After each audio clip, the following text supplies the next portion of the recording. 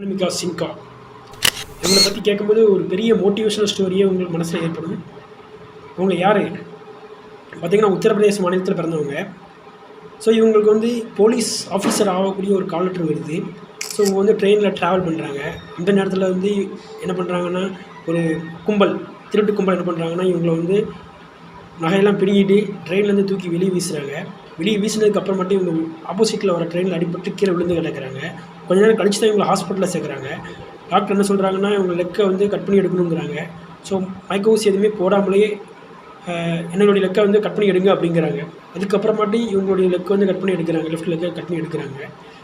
அதுக்கு பிறகு இவங்களை பற்றி நிறைய சர்ச்சைகள் வந்தாலுமே இவங்க 2012 இந்த இன்சிடென்ட் நடந்திருக்குது. 2013 பார்த்தீங்கன்னா, அதுவும் செயற்கைக்கால் தான் வச்சு நடந்திருக்கிறாங்க. 13 எவரெஸ்ட்டில் டாப்பில் ஏறி சாதனை படைச்சிருக்கிறாங்க. ஸோ மோட்டிவேஷனாக இப்படி இருக்கணும். இதை பற்றி நீங்கள் என்ன நினைக்கிறீங்க? கமெண்ட் பாக்ஸில் கமெண்ட் பண்ணுங்கள் ஃப்ரெண்ட்ஸ்.